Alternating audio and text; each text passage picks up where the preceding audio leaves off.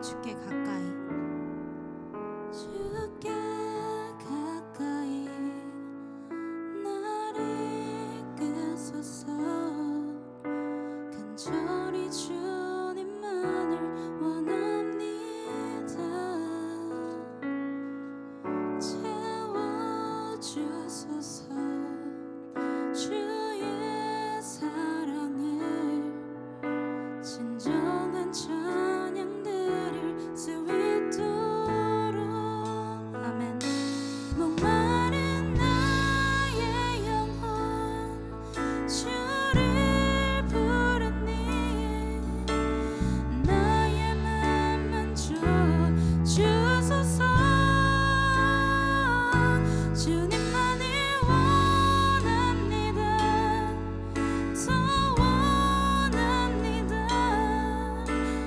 나의 맘 만져 주소서. 우리 처음부터 다시 찬양하시겠습니다. 주께 가까이 주께 가까이 날 이끄소서 간절히 주님만을 원합니다.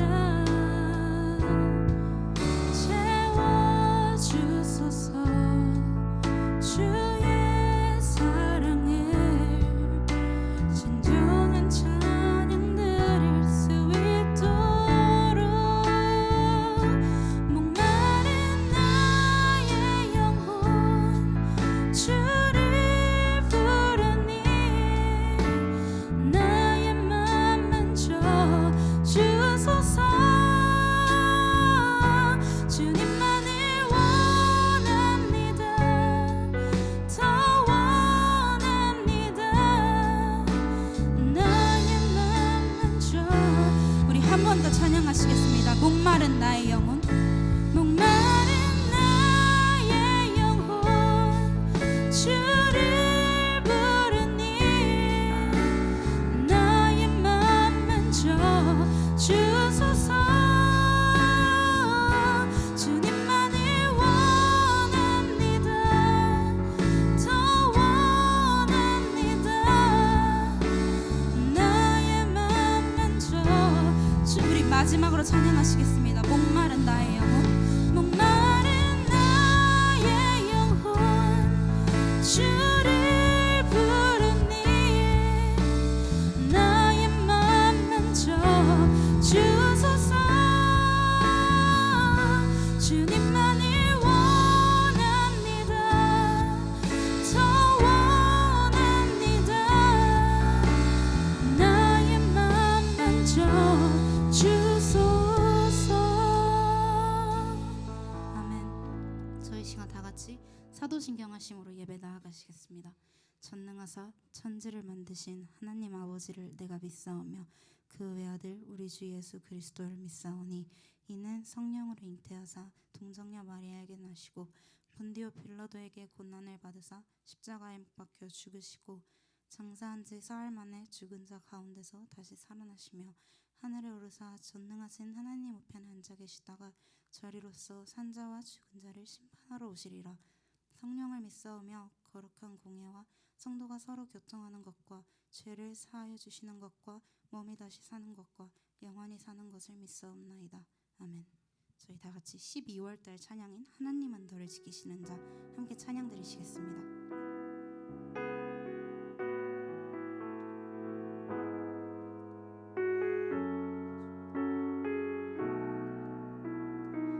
하나님은 너를 지키시는 자. 하나님은 너를 지키시는 자 너의 우편에 그늘 되시니 낮의 해와 밤의 달도 너를 해치 못. 우리 다시 한번 찬양 드리시겠습니다. 하나님은 너를 지키시는 자 너의 환난을 면케 하시니 그가 너를 지키시니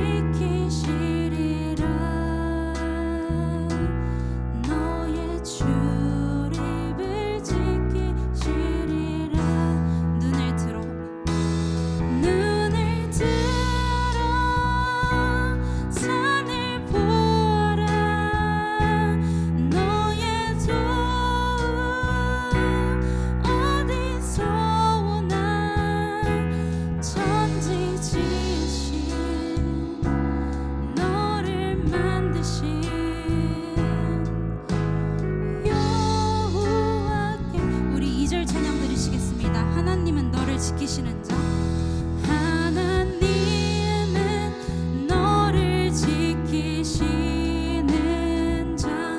너의 환난을 면케 하시니 그가 너를 지키시리라.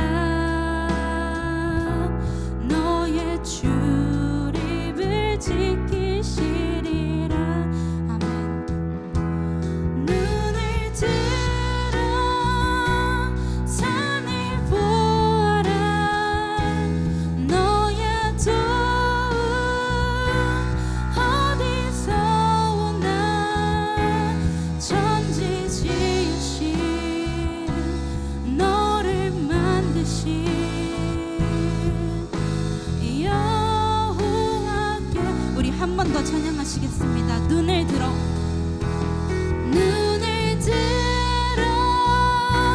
산을 보아라. 너의 도움 어디서 오나.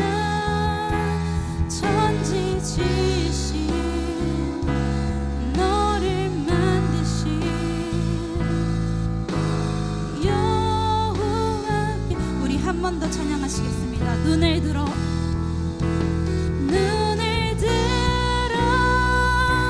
산을 보아라. 너의 도움 어디서 오나. 천지 지으신 너를 만드신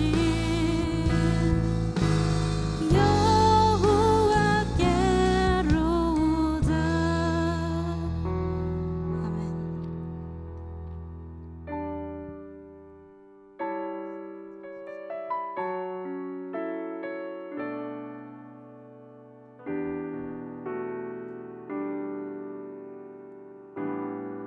내 모습 이대로 내 모습 이대로 사랑하시네. 연약함 그대로 사랑하시네. 나의 모든 발걸음 주가 하시나니. 날 인도하소서. 우리 다시 한번 찬양 드리시겠습니다. 내 모습 이대로 사랑하시네. 연약함 그대로 사랑하시네. 나의 모든 발걸음 주가 하시나니. 날 인도하소서. 아멘. 주의 날개 아래 거하는 것. 주의 임재 안에 거하는 것. 나의 가장 큰 소망. 나의 가장 큰 은혜. 주와 함께 동행하는 일. 주의 날개 아래 주의 날개 아래 거하는 것. 주의 임재 안에 거하는 것. 나의 가장 큰 소망. 나의 가장 큰 은혜. 주와 함께 동행한. 우리 처음부터 다시 찬양 드리시겠습니다. 내 모습 이대로 사랑하시네. 연약함 그대로 사랑하시네. 나의 모든 발걸음 주가 하시나니. 날 인도하소서. 내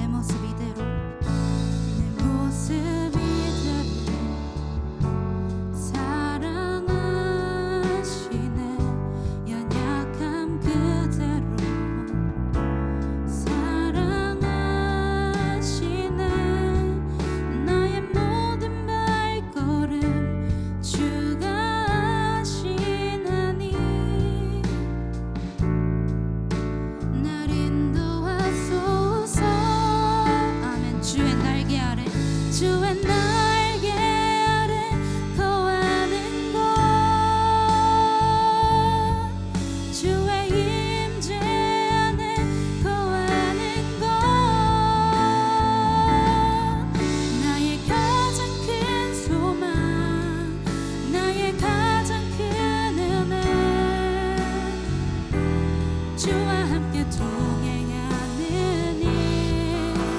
아멘. 주의 날개 아래 거하는 것, 주의 임재 안에 거하는 것, 나의 가장 큰 소망, 나의 가장 큰 은혜. 주와 함께 동행하는 일. 나의 가장 큰 소망, 나의 가장 큰 소망, 나의 가장 큰 은혜. 주와 함께 동행하는 일. 아멘.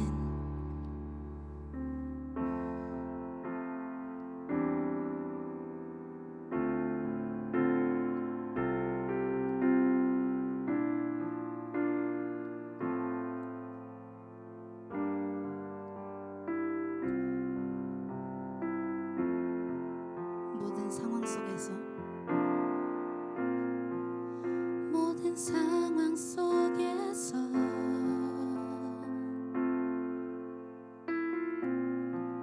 주를 찬양할지라.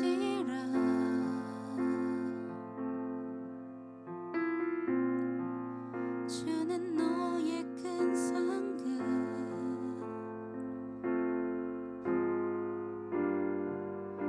큰 도움이시라. 2절 찬양하시겠습니다. 주의 얼굴 구할 때,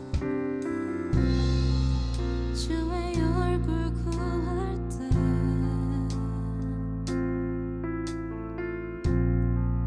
주의 영을 부으사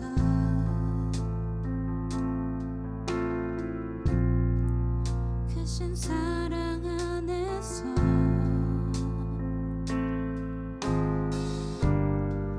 주를 보게 하소서. 아멘. 내 영혼이 확정되고 확정되어 싸우니 믿음의 눈으로 주를 바라봅니다. 내 영혼이 확정되고 확정되어 싸우니 믿음의 눈으로 주를 바라봅니다. 아멘. 우리 2절 찬양하시겠습니다. 주의 얼굴, 주의 얼굴 구할 때,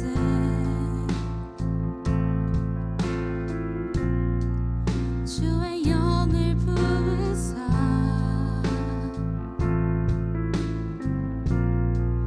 크신 사랑 안에서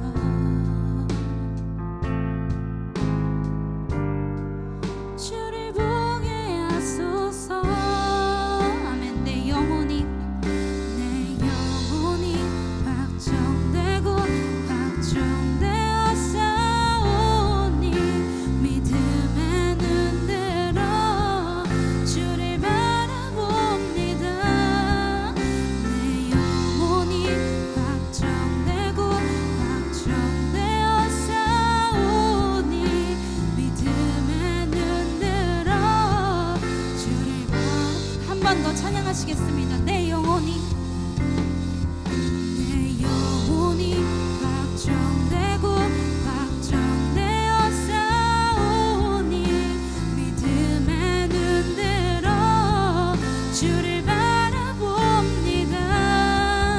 내 영혼이 확정되고 확정되어 싸우니 믿음의 눈으로 주를 바라봅니다.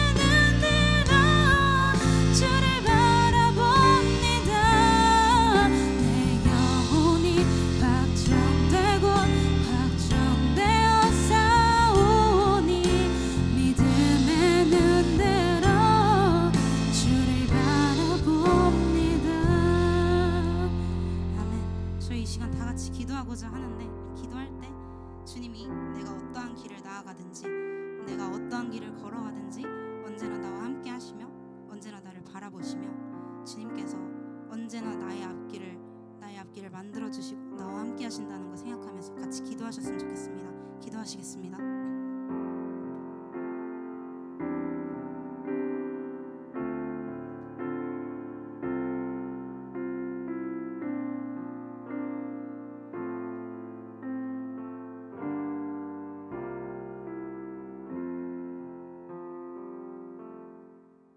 하나님 아버지, 이 시간 이 자리에 모여 예배드릴 수 있게 하심에 감사드립니다.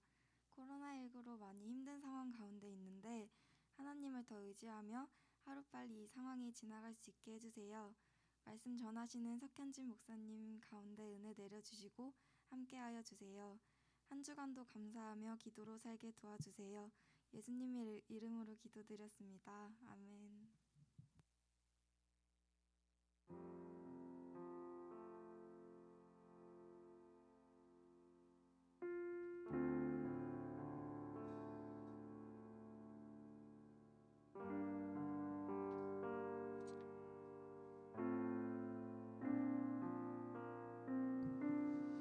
이 시간은 헌금하는 시간입니다. 여러분의 마음을 담아서 또 여러분의 신앙 고백을 담아서 하나님 아버지 앞에 주님 우리가 한 주간 또 지켜주시고 인도해 주신 그 인도하심에 감사드립니다라는 마음을 담아 기도하는 마음을 담고 그리고 헌금하시면서 실제로 하나님 앞에 감사기도 올리면서 헌금하셨으면 좋겠습니다. 헌금하시겠습니다.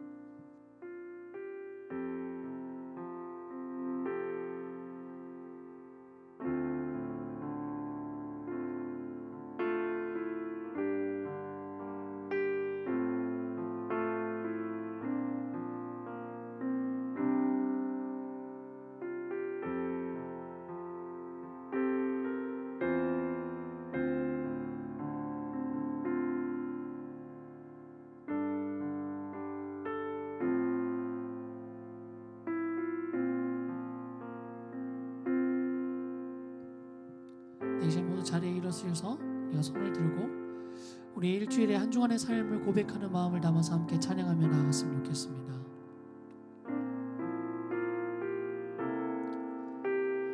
나의 생명을 드리니 주 영광 위하여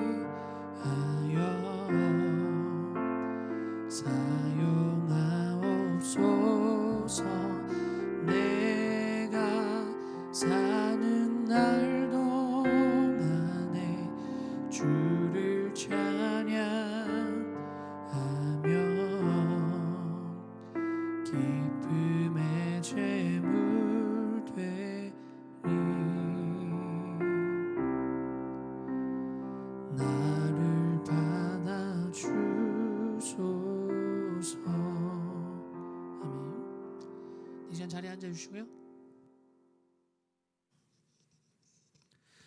네, 오늘 우리에게 주시는 말씀은 마태복음 21장 33에서 46절까지 말씀입니다. 마태복음 21장 33에서 46절 말씀입니다. 성경책을 다들 펴시고 제가 말씀을 봉독할 때 눈으로 따라 읽으시고 아니면 여기 스크린에 말씀을 띄워줄 거예요. 그 말씀을 한번 읽어보시면 좋겠습니다. 여러분들이 말씀에 집중을 잘해서 앞에 있는 목사님이 성경 말씀이 아닌 이상한 소리를 하지 않는가 이렇게 감시도 해줘야 되고 하나님이 여러분에게 오늘 주시고자 하시는 말씀이 무엇인가 주목했으면 좋겠습니다. 제가 읽겠습니다. 다른 한 비유를 들으라. 한 집 주인이 포도원을 만들어 산 울타리를 두르고 거기에 집 짜는 틀을 만들고 망대를 짓고 농부들에게 새로 주고 타국에 갔더니 열매 거둘 때가 가까움에 그 열매를 받으려고 자기 종들을 농부들에게 보내니 농부들이 종들을 잡아 하나는 심히 때리고 하나는 죽이고 하나는 돌로 쳤거늘 다시 다른 종들을 처음보다 많이 보내니 그들에게도 그렇게 하였는지라. 후에 자기 아들을 보내며 이르되 그들이 내 아들을 존대하리라 하였더니 농부들이 그 아들을 보고 서로 말하되 이는 상속자니 자 죽이고 그의 유산을 차지하자 하고 이에 잡아 포도원 밖에 내쫓아 죽였느니라. 그러면 포도원 주인이 올 때에 그 농부들을 어떻게 하겠느냐? 그들이 말하되 그 악한 자들을 진멸하고 포도원은 제때에 열매를 바칠 만한 다른 농부들에게 새로 줄지니이다. 예수께서 이르시되 너희가 성경에 건축자들이 버린 돌이 모퉁이의 머릿돌이 되었나니 이것은 주로 말미암아 된 것이요 우리 눈에 기이하도다 함을 읽어본 일이 없느냐. 그러므로 내가 너희에게 이르노니 하나님 나라를 너희는 빼앗기고 그 나라의 열매 맺는 백성이 받으리라. 이 돌 위에 떨어지는 자는 깨지겠고 이 돌이 사람 위에 떨어지면 그를 가루로 만들어 흩으리라 하시니 대제사장들과 바리새인들이 예수의 비유를 듣고 자기를 가리켜 말씀하신 줄을 알고 잡고자 하나 무리를 무서워하니 이는 그들이 예수를 선지자로 알미었더라. 아멘. 고3 친구들 손 한번 들어볼까요? 손, 네, 번쩍. 자, 우리 수고했다고 박수 한번 쳐줍시다. 수고 많았어요. 어때요? 내가 말한 거 한번 느껴봤어요? 수능 딱 끝나고 이제 수능장을 벗어날 때 그 기분, 그 이상하고 묘한 그 기분, 그 있어요. 아, 내가 이것 때문에 12년을 보낸 건가? 약간 허탈하기도 들기도 하고 시원하기도 하고 섭섭하기도 한 그런 묘한 감정을 다 느꼈을 겁니다. 네, 이번 주부터 12월이 끝나는 네 번째 주간, 딱 4주 동안 제가 여러분들을 위해서 여러분들이 새로운 출발을 앞두고 꼭 들었으면 좋겠는 4가지 교훈을 한번 할 거예요.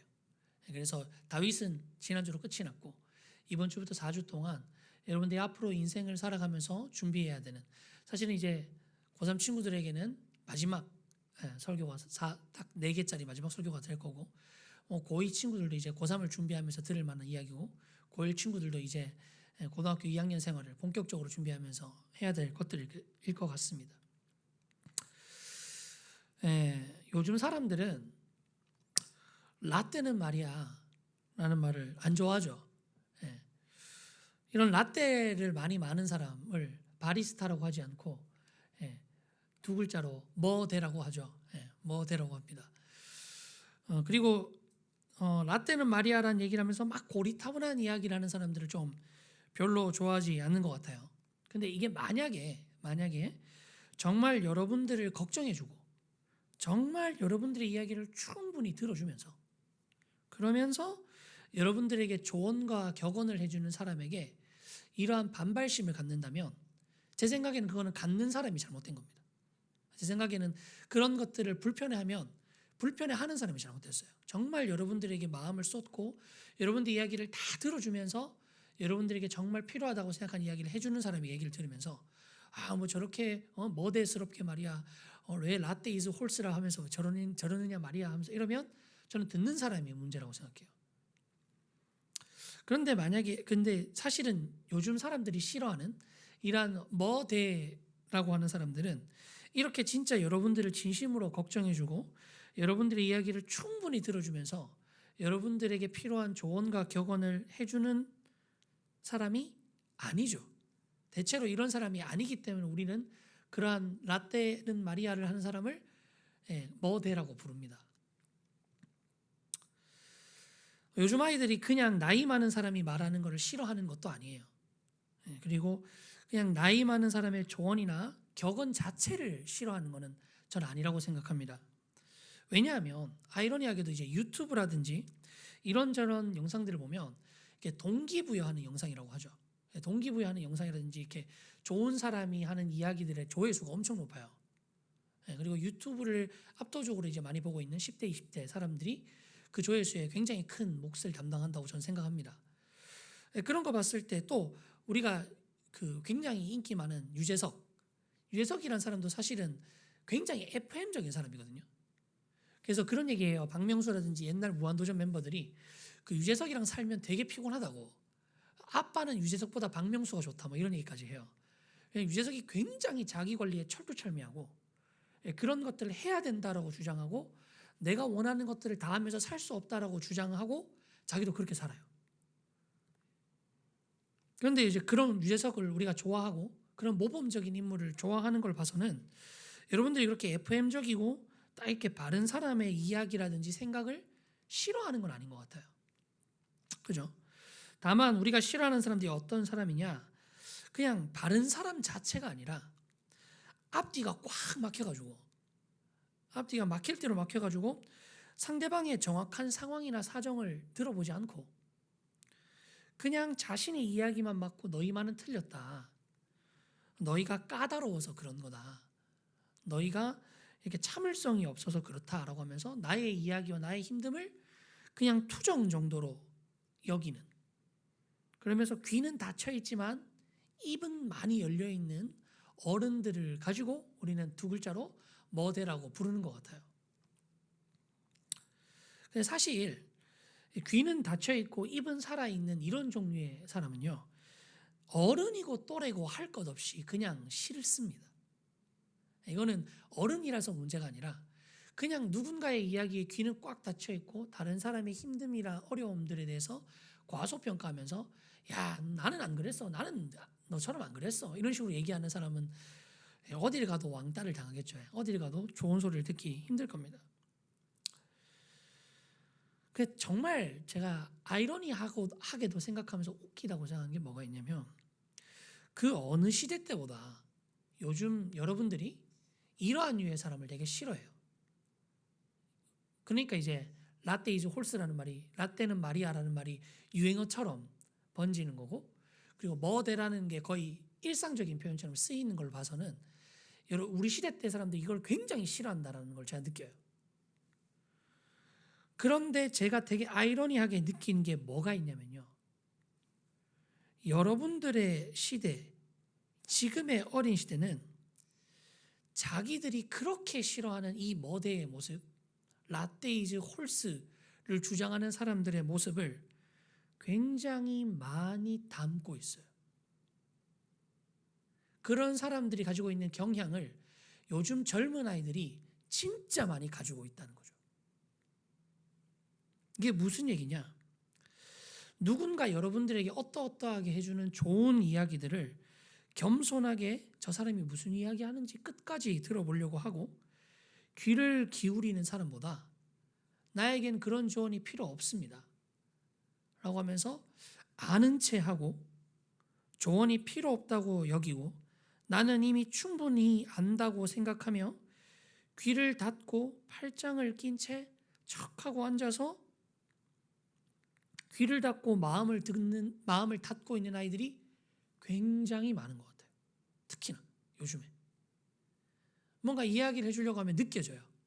얘가 내 얘기를 안 듣고 있구나. 이 얘기하면 여러분들이 저를 별로 안 좋아할 것 같은데, 제가 이제 제 의도와 상관없이 여러분들 나이 또래요. 고등학교 1학년에서 대학교 3, 4학년까지 그 제 멘토가 있어요.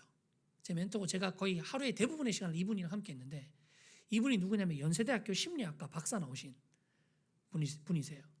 그래서 이분이랑 같이 상담 심리 이런 것도 많이 배우고, 그래서 상담 심리 할 줄도 알고 이렇게 하다 보니까 사람을 보는 눈이 굉장히 늘어서 대충 저 사람의 행동 거지, 표정, 제스처만 봐도 저 사람의 속마음을 어느 정도는 맞춰요. 적어도 저 사람이 지금 내 얘기를 듣나 안 듣나 정도는 안다고요. 굉장히 싫어지죠. 나랑 이야기하기 되게 싫어지죠. 그래도 티는 내지 않아요. 여러분에게 그걸 알고 있다는 티는 내지 않아요. 근데 그런 게 보이니까 느껴져요. 아, 진짜 요즘 아이들이 다른 사람 이야기를 잘 안 들으려고 하는구나. 말이 조금만 길어지고 말이 좀 본격적으로 시작되려고 하면 이미 별로 안 듣겠다라는 몸의 제스처와 반응이 나와요. 근데 제가 애석하게 한 가지 말하자면, 정말 확실하게 말하자면, 만약에 우리가 이러한 삶의 태도를 고치지 않는다면 여러분들이 시간이 흐르면 정말 여러분들이 그렇게 싫어하던 머대의 모습이 바로 여러분의 모습일 겁니다. 왜냐하면 원리가 똑같거든요. 다른 사람의 이야기를 과소평가하면서 자기의 경험만이 중요하다고 생각하고 자신의 경험으로 다른 사람을 쉽게 판단하는 게 머대의 모습이잖아요. 근데 그게 지금 나의 모습이 그대로 가지고 있을 수 있다는 거죠. 그러면 만약에 이런 류의 사람이 큰다면 머대 중에서 상머대가 될 거예요. 이게 되게 아이러니한 심리학 효과 이런 게 있어요. 내가 되게 싫어하면서 닮는 것. 내가 그걸 정말 싫어하는데 나도 모르게 닮아요. 조금 한 가지 예화를 하나 주자면 그 부모님 중에 한 분이 이렇게 외도를 해서 가정이 깨진 집안이 있었어요. 근데 이 어머니가 좀 그랬는데 어머니가 이렇게 지나치게 이렇게 다른 이성들에 대해서 막 이렇게 가깝게 지내고 편하게 대하고 말도 많이 걸고 가깝게 지내는 모습을 보면서 이 자녀가 그걸 굉장히 싫어했거든요. 그런데 자기가 커가면서 똑같이 하더라고요.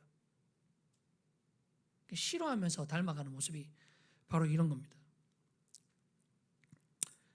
자, 여러분, 졸고 있는 자들이요. 혹시나 또 설교 시간에 내가 듣지 않겠다고 마음 먹고 이 자리에 앉아 있는 자들이요. 귀를 여는 것은 언제나 중요해요.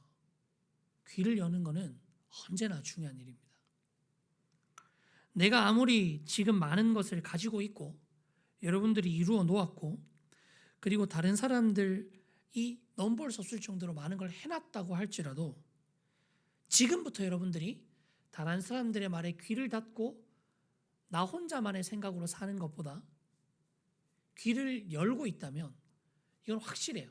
더 많은 것을 알 수 있을 거고 더 많은 사람들에게 존경받을 수 있을 겁니다.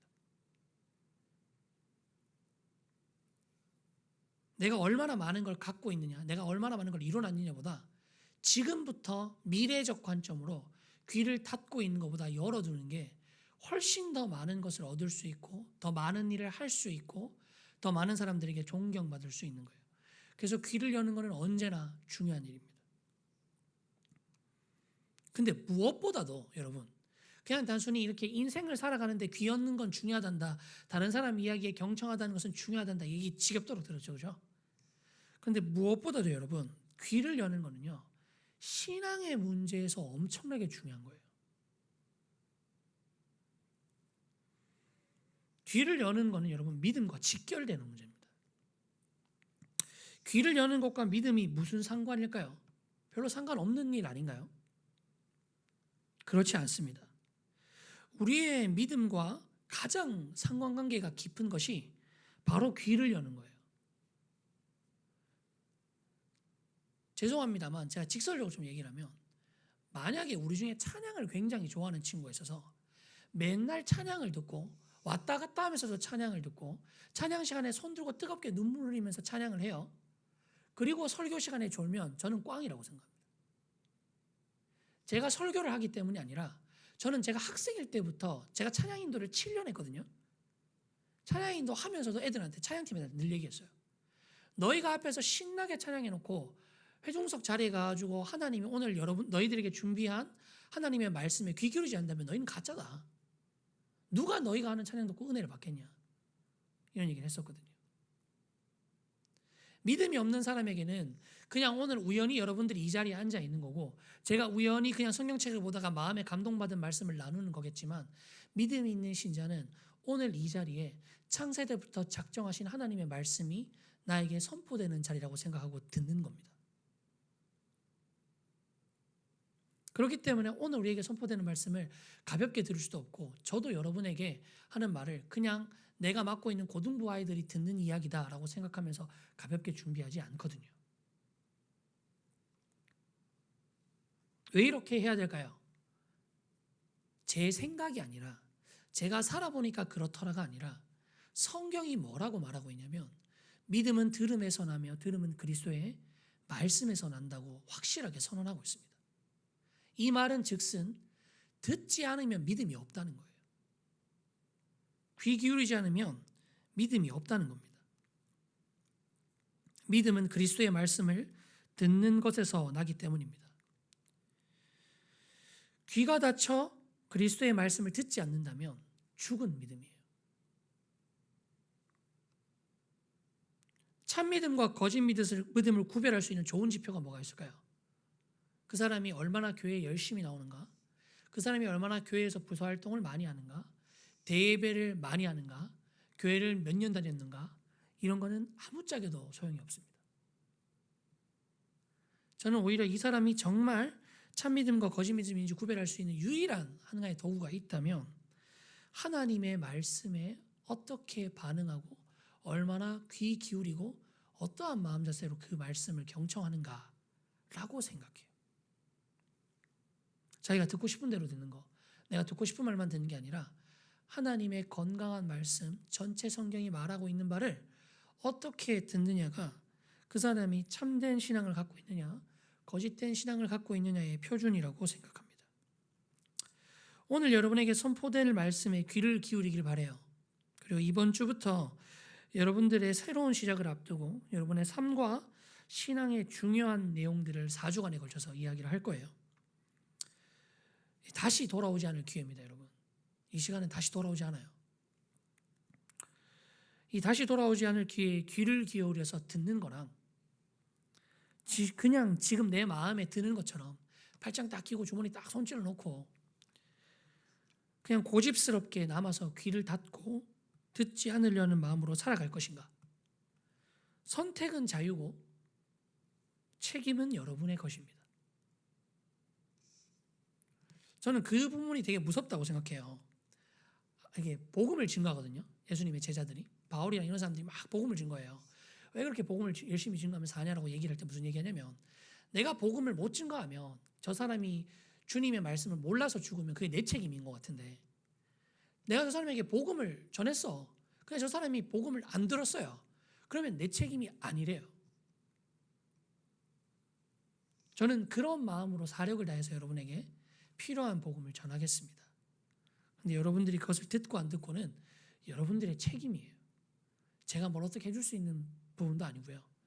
귀 닫고 아무 일도 안 일어날 것처럼 생각하지만 반드시 그 일은 일어납니다.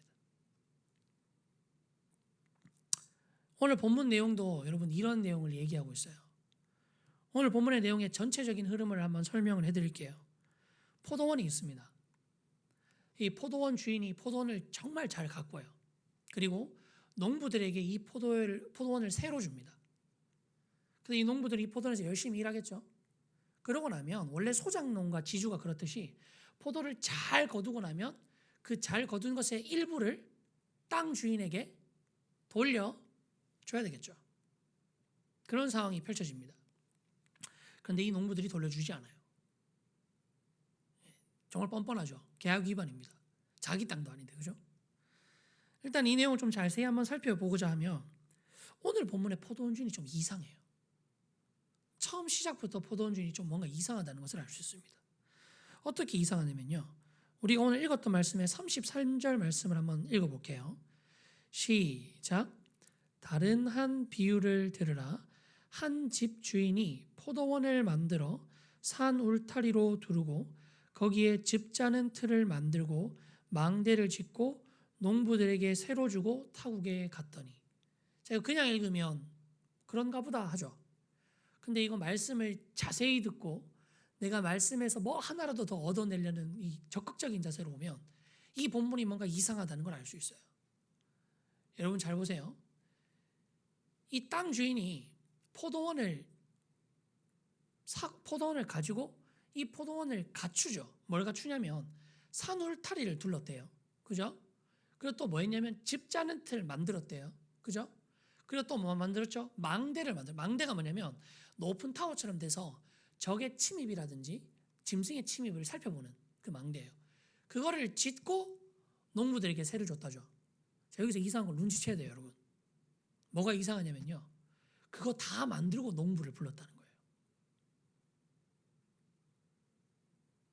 그 집주인이 자기가 쓸 것도 아니고 농장 주인이 자기가 포도즙 짤 것도 아니고 산울타리는 필수가 아니에요. 산울타리를 만들어 놓은 건 농부들의 안전을 위한 거거든요. 그러니까 자기들한테 필수가 아니에요. 집주인한테. 거기다가 망대까지 지어줬대요. 비싸거든요. 당시 기준으로 엄청 비싼 거거든요. 그러니까 자기한테 필요한 것도 아니에요. 그냥 너희들이 알아서 잘 지켜라 하고 가버리면 돼요. 의무가 아니거든요. 그러면 아니 이거를 다 할 거면 농부를 고용을 한 다음에 농부들한테 너희들 지킬 울타리니까 돈은 내가 낼 테니까 너희가 지어 하든지 망대도 너희가 너희 안전을 위해서 하는 거니까 지어 할 수 있는데 저거를 다 만들어 놓고 농부를 뽑았다는 거죠. 이거 웃기죠? 이게 사람을 부리는 주인 안 같지 않아요?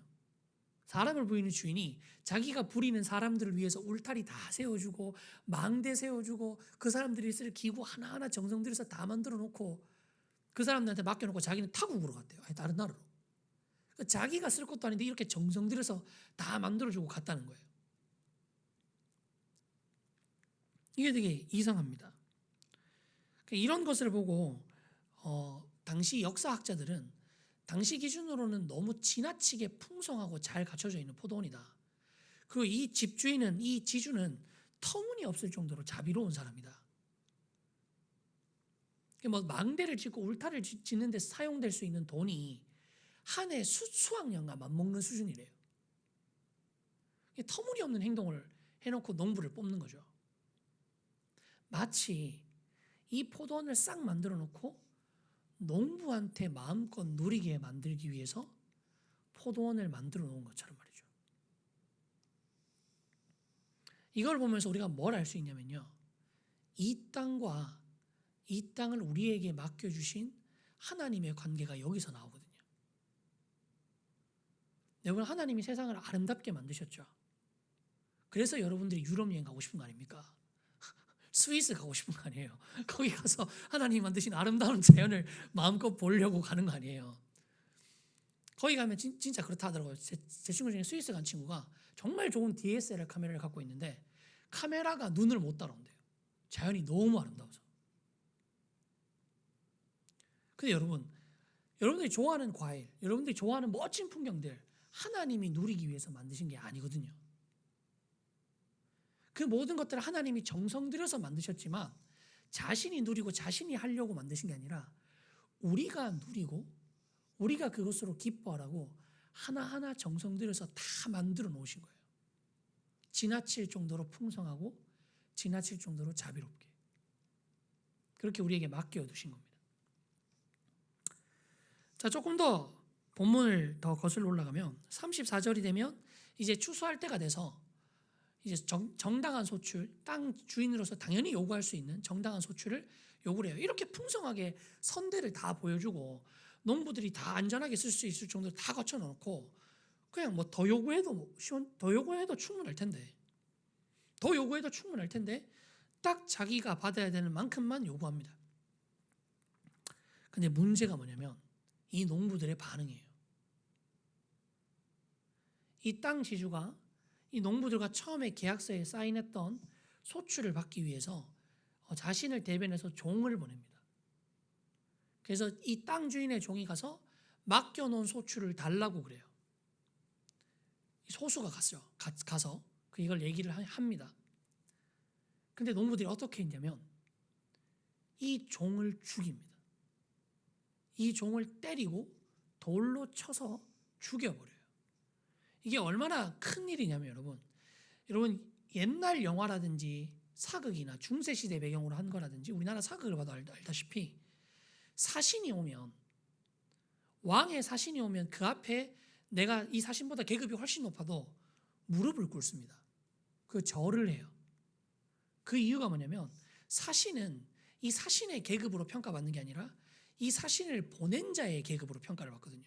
그래서 왕명을 대신 전하는 사람으로 평가되기 때문에 사신을 받는 사람은 왕이 왔다고 생각하고 행동을 합니다. 그래서 다른 나라 외교를 할 때도 내가 아무리 화가 나도 사신을 잘 죽이지 않는 이유는 사신을 죽이면 그 나라의 왕에게 엄청나게 모욕을 한 거고 이거는 전쟁하자는 거나 마찬가지이기 때문에 웬만하면 사신을 죽이지 않습니다. 사신을 죽인다는 건 전쟁하자는 거죠. 그런데 이 농부들이 종을 죽였대요. 자기의 주인이 보낸 종을 죽였다는 것은 이 주인이 보낸 엄청난 은혜와 사랑에 비해서 엄청난 모멸과 엄청난 악행을 한 겁니다. 근데 이 주인은 굉장히 착한 사람인 것 같아요. 저 같았으면 당장이라도 군대를 이끌어갖고 완전 확 다 그냥 박살을 냈을 것 같은데 한 번 더 기회를 줍니다.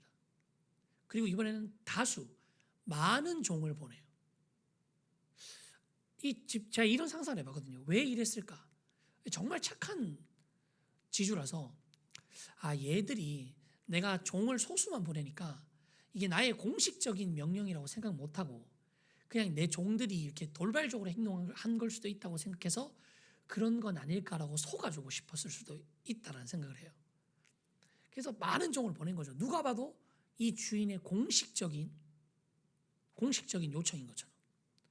그래서 이번엔 많은 종이 갑니다. 그 농부들이 어떻게 했을까요?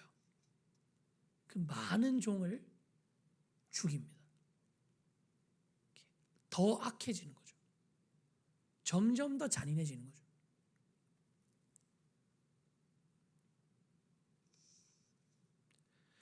이 정도면 누가 봐도 공식적으로 그 주인의 명을 어긴 자잖아요.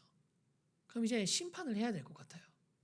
그런데 이 주인이 얼마나 자비롭고 얼마나 이 농부들을 한 번 더 믿어주고 싶었는지 한 번의 기회를 더 줍니다. 그리고 이 주인으로서 줄 수 있는 최고의 자비로운, 최고의 공식적인 입장으로서 기회를 줘요. 그게 뭐냐면 이 집주인이, 이 땅 주인이 이 농부들에게 자기 아들을 보냅니다. 자기 아들을 대신해서 보내요. 그 아들은 그 주인 자체, 주인의 다음 세대의 주인이 될 사람이잖아요. 그러니까 주인됨 자체 최고의 상징적인 사람이고, 또 한편으로 이 아들은 주인에게 가장 소중한 존재잖아요. 그런 맥락에서 이 주인과 농부들 사이의 인격적인 관계, 이거에 또 가장 대표적인 상징적인 인물이라고 할 수 있습니다. 그 주인이 농부를 사랑하고 선대하였던 그 은혜를 한 번 더 아들을 통해서 보여주는 거예요. 주인은 자신의 뜻을 가장 공식적이고 확실하게 전하는 방법으로서 아들을 전하고, 농부들에게 행했던 자신의 인격적인 관계와 사랑을 가장 잘 대변하는 존재로서 그 농부들에게 자기 아들을 보냅니다. 그러나 농부들은 어떻게 할까요? 그 가장 큰 사랑에 가장 큰 반역으로, 가장 큰 패악으로 되갚습니다. 주인은 농부들을 한 번 더 믿으면서 가장 소중한 것으로 그들을 대우했어요. 설마 얘들이 내가 종을 보내서 기분 나빠서 그랬나 싶어서 자기가 오피셜로 보낼 수 있는 최고의 존재인 자기 아들을 보냈단 말이죠. 근데 이 농부들은 어떻게 했냐면 그 아들을 보자마자 저는 주인의 상속자이니까 쟤를 죽이면 이게 다 우리께 되겠구나 하면서 그 아들을 죽입니다. 그리고 그냥 죽였을 뿐만 아니라 그 아들의 시신을 포도원 밖의 길가에 내던져 놓아요. 자기들에게 그렇게 선대해주고 직업을 주고 수많게 자기를 지킬 수 있는 모든 것들을 갖춰서 해준 이 선대해준 주인의 자녀를 죽일 뿐만 아니라 그 시신을 포도원 밖으로 집어 던져 놓는다고요.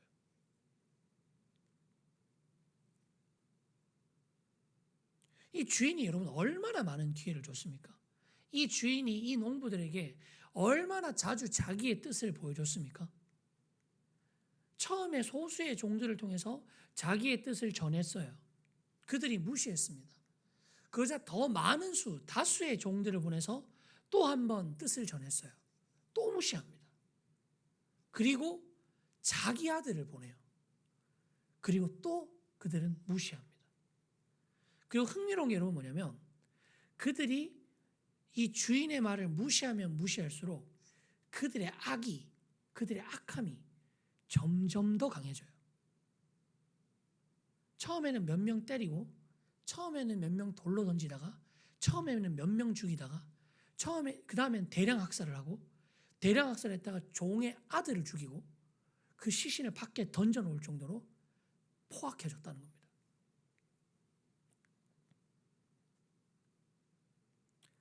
자, 그렇다면 40절, 41절에 주인이 뭘 할까요? 이런 종들에게. 이제 하나밖에 안 남았겠죠. 주인이 그들에게 베풀 수 있는 모든 호의를 다 비췄는데도 그들이 그 호의를 거절했다면 이제 심판이 시작될 겁니다. 이 심판은 주인이 그들에게 비추었던 호의만큼, 그리고 그들이 그 호의를 배반한 것만큼 강력하고 치명적인 것으로 갚아질 거예요. 주인에게 그들에게 베푼 사랑만큼, 그들이 그 사랑을 배신한 것만큼 광포적인 것으로 되돌아올 겁니다. 우리가 이런 얘기를 합니다. 어떠한 불신자들이 이런 얘기를 해요. 예수 그리스도, 나는 자기를 믿고 안 믿고 그거 가지고 천국에 보내고 지옥에 보내는 그런 신이면 믿지 않겠다, 이런 얘기를 해요. 되게 그런 얘기를 하면 안타깝게 생각해야 돼요. 얼마나 복음에 대해서 전혀 모르기 때문에 저런 생각을 하는가. 여러분, 기독교는 그런 게 아니거든요. 모든 사람은 자기 죄 때문에 죽는데 우리가 자기 죄 때문에 안 죽는다고 말할 수 없을 정도로 날마다 죄를 짓고 사는 존재 아닙니까? 내가 지은 죄 하나라도 없앨 수 없는 존재 아닙니까? 그런데 이런 나를 구원하고 나에게 기회를 주기 위해서 하나님은 수많은 선지자들을 보내주셨고, 그래도 우리가 돌이키지 않자, 그래도 우리가 그의 말씀대로 순종하지 않자 자기 아들을 보내주셔서 그 생명을 값으로 지불해서 우리를 대신 살리셨어요. 하나님이 이보다 더한 걸 어떻게 할 수 있습니까, 여러분? 전부 다 하셨어요. 그 전부 다를 하기 위해서 자기가 가장 사랑하는 존재를 스스로 십자가에 못 박혀 죽게 만들었고, 그 심판을 받아야 되는 존재로부터 조롱받게 만드시고, 그들에게 발가벗김 당한 상태로 죽임을 받도록 내버려 두기까지 하셔서, 그렇게 우리가 믿기만 하면 구원을 받을 수 있도록 만들어 놓으셨어요. 근데 그거를 기어코 믿지 않아서, 기어코 그 하나님의 사랑을 거부한 자들에게 하나님이 이제 뭘 더 해줘야 됩니까? 오히려 여러분, 다른 종교들은 사람에게 여러 가지를 요구해요. 너희 이거 해야 되고 저거 해야 되고 이거 해야 되고 요거 해야 되고 이런 거 많이 요구한단 말입니다.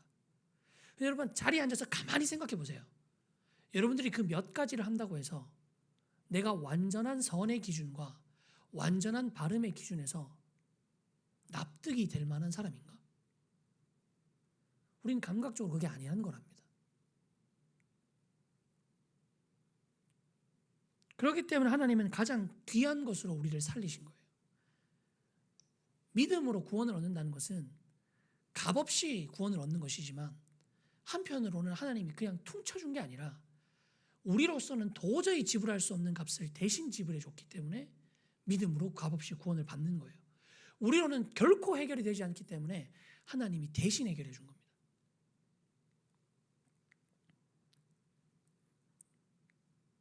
자, 여기서 흥미로운 거는 이 농부들이 어떻게 이렇게 됐느냐, 이렇게까지 사람이 어떻게 악독해질 수 있느냐, 이렇게까지 앞뒤 꽉 막히게 행동할 수 있느냐라는 거예요. 그건 간단합니다. 제가 지금까지 얘기했던 거, 농부들이 이토록 고집스럽고 이토록 점차적으로 악독해질 수 있는 이유는 딱 하나밖에 없어요. 귀를 닫고 마음을 닫고 듣지 않겠다고 마음먹었기 때문이에요. 주인이 나에게 뭐라고 얘기하는 것을 듣지 않겠다고 마음먹은 겁니다. 주인이 나에게 선포하는 이야기를 팔짱 딱 끼고 주인이 뭐라고 하든지 뭐 라고 했기 때문이에요.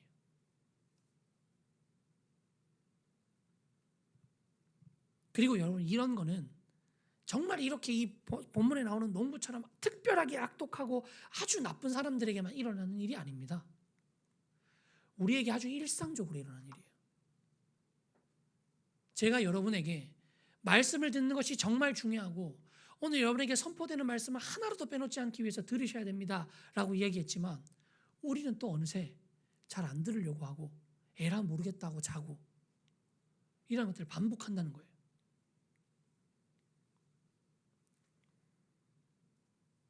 여기서 더 재밌는 게 있습니다. 오늘 우리가 읽었던 본문에서 이 포도원의 비유는 41절에서 끝이 나거든요. 근데 우리가 어디까지 읽었냐면 46절까지 읽었어요. 그 42에서 46절 얘기가 뭐냐면 이 얘기를 듣고 있는 사람들의 얘기입니다. 이게 되게 흥미로워요. 여러분, 액자 알죠? 여러분, 국어 공부할 때 액자식 구성 들어봤죠? 이게 앞뒤가 이렇게 딱 되고 더 큰 액자는 이 액자 안에 또 액자가 들어가고 이런 거 있죠? 이 관점으로 이 본문은 더 흥미롭습니다. 지금 여기서 말하고 있는 농부들, 주인의 말을 듣지 않고 주인의 명령에 불순종하면서 귀 닫고 마음 닫고 주인이 뭐라고 얘기하든 말든 상관 안 하고 자기 하고 싶은 대로 끝까지 고집을 피우면서 점점 더 악독해지는 이 농부들이 누구를 지칭하고 하는 얘기냐면 바리새인을 지칭하고 하는 얘기거든요. 예수님이 너희 바리새인아 너희가 이렇게 산다라고 하면서 비유를 통해서 얘기하고 있는 거거든요. 그러면 이 비유를 듣는 바리새인이 어떻게 해야 돼요, 여러분? 합리적으로 생각해 봐요. 지금 예수님이 바리새인 두고 너희가 지금 주인의 얘기를 계속 몇 번씩이고 얘기해도 불순종하고 아들이 와도 죽이려고 그러고 이런 농부랑 똑같다라고 얘기하는 걸 들으면 바리새인은 어떻게 해야 돼요? 우리 합리적으로 생각하면 그래, 내가 저런 악독한 사람이구나, 내가 돌이켜야겠구나, 내가 지금이라도 주의 말씀을 들어야 되겠구나 라고 생각해야 되겠죠.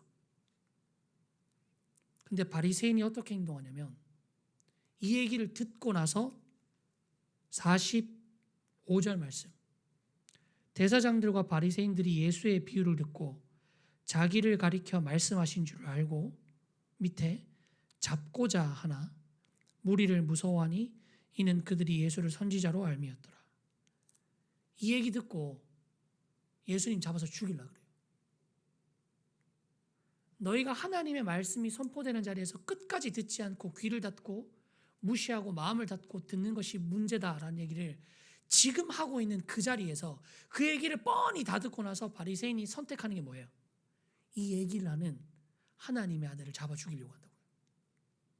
방금 말했는데, 방금 얘기했는데 그 얘기를 듣고 그 행동을 그대로 하고 있다고요. 똑같이. 사람이 이만큼 고집스러운 존재라는 겁니다. 사람이 이만큼 행악이 일어난 그 자리에서 또다시 그 행악을 바로 반복하는 존재라는 거예요. 말씀을 정리하겠습니다. 고3 친구들, 아직까지 뭐 학교들 발표가 좀 남아있을 거고, 그리고 이게 뭐 서류라든지 이런 것들 여러 개 남아있을 거예요. 근데 그래도 어느 정도 저도 그때 상황이 기억이 나요. 수능 끝나면 그래도 이제 나머지는 서류니까 모든 게 끝난 것 같이 느껴지잖아요. 그래서 제가 여러분에게 꼭 드리고 싶은 말씀은 끝난 게 아니라 이제 시작입니다. 이제 시작인 거예요. 고2 친구들, 지금 이 자리에는 별로 없겠지만 이제부터 공부해야 되니까 모든 것을 내려놓아야 됩니까? 이제부터 여러분들은 고3이니까 모든 것들을 내려놓고 학업에 집중해야 됩니까? 저는 그렇지 않다고 얘기해 주고 싶어요. 여러분의 인생에 새로운 국면이 시작될 겁니다.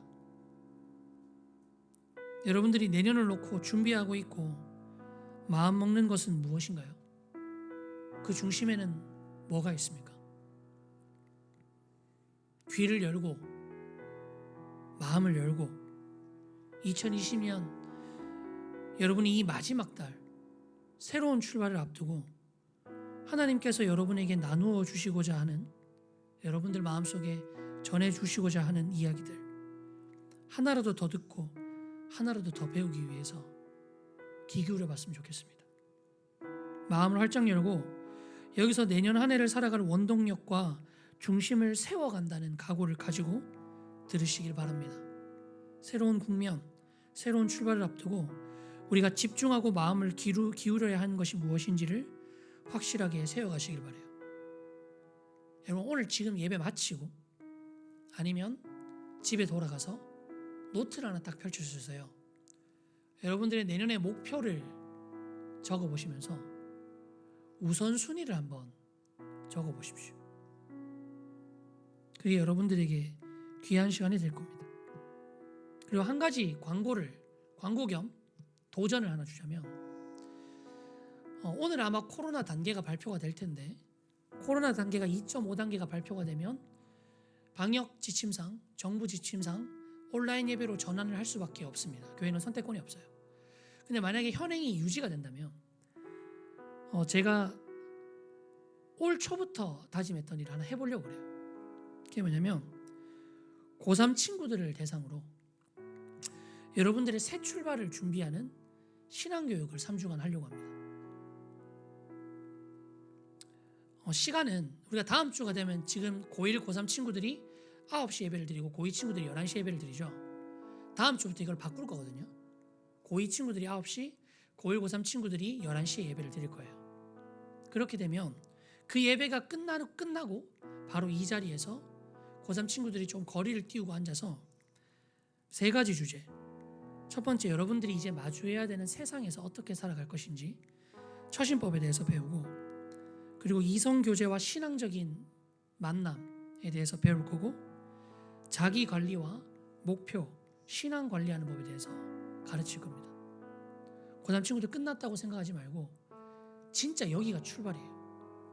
정말이지 많은 사람들이 고등학교 때까지 신앙생활 하다가 대학교 딱 올라가는 순간 거짓말처럼 놓고 사라져버려요. 지금 잘 잡지 않으면, 지금 이 12월 달 그냥 흘려보내면 여러분 자기 자신에게 과신하지 마십시오. 사람은 약합니다. 뭐 고1, 고2 친구들 중에 듣고 싶은 친구들이 와서 앉아있으면 쫓아보내지는 않겠지만 어찌됐건 포커스는 고3이니까요. 여러분들이 새해를 준비하면서 다 끝났다, 이제 뭐 내 마음에 뭐 결정해놓고 닫는 게 아니라 마음을 활짝 열고 이번 달 동안 이끌어 가실 하나님의 말씀을 기대하는 마음으로, 소망하는 마음으로 한 해를 준비했으면 좋겠습니다. 내년 한 해를 준비하는 그 기준과 척도가 12월 달 한 달 여러분들에게 선포되는 이 말씀이 되길 바라요. 이제 우리가 오늘 말씀 기억하면서 설교 후 찬양 함께 하시겠습니다.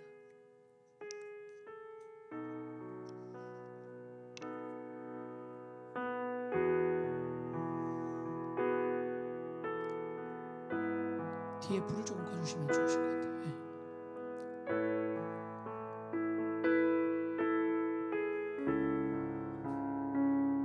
눈을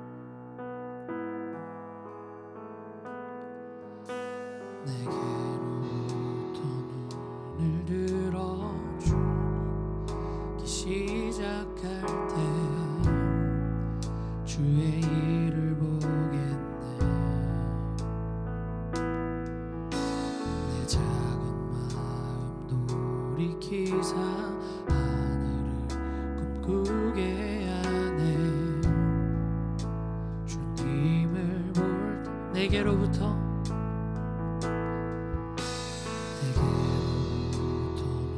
눈을 들어 주를 보기 시작할 때 주의 일을 보겠네. 내 작은 마음 돌이키사 하늘을 꿈꾸게 하네. 주님을 볼 때 모든 시선을 주님께 드리고 살아계신 하나님을 느낄 때 내 삶은 주의 역사가 되고 하나님이 일하기 모든 시선을 주님께 드리고 살아계신 하나님을 느낄 때 내 삶은 주의 역사가 되고 하나님이 일하기 시작. 이제 우리가 함께 기도합시다. 기도할 때에 내 삶에 새로운 한 해를 준비하면서, 새로운 출발을 준비하면서 내가 무엇에 귀를 기울이고 무엇에 마음을 쏟고 있는지 한번 돌이켜봅시다. 내 마음에 이미 결정해놓고 내 마음에 이미 생각해놓은 게 있다면 그것을 깨트리고 오늘 나에게 말씀하시는 하나님의 말씀이 무엇인지, 내가 받아들여야 될 하나님의 이야기가 어떤 것인지를 기억하며 마음이 열린 상태로 마음을 활짝 열고 하나님의 말씀을 듣고 그것이 중심이 되어 내년 한 해를 세워나가고 내년 한 해의 기틀을 마련해가는 우리가 될 수 있도록 주여 우리에게 말씀해 주시옵소서. 말씀하실 때 우리가 순종하겠나이다 다짐을 담아 함께 기도하며 나가겠습니다. 기도하겠습니다. 사랑이 마신 하나님 아버지, 이 시간 가운데 함께 하시옵소서. 우리 아이들이 새로운 한 해의 출발을 준비하면서 그 마음의 소망과 다짐이 어디로부터 출발하며 무엇을 기준으로 삼아가기 다시 한번 정리하고 다시 한번 세워가는 귀한 시간을 보내려고 합니다. 주님께서 이 시간 가운데 찾아오셔서 우리 아이들 마음 가운데 이미 결정해놓고 닫혀있는 마음이 있다면 주께서 열어주시고 깨워주셔서 그 말씀으로 인해 회복되고 굳건해지는 시간이 될 수 있도록 주께서 붙잡아주시고 주께서 역사하여 오 사랑의 하나님 인도하시고 그 인도하시고 붙잡아주시고 붙잡아주시니 우리 아이들의 삶을 신실하고 강건하게 바꿀 것임을 주께서 함께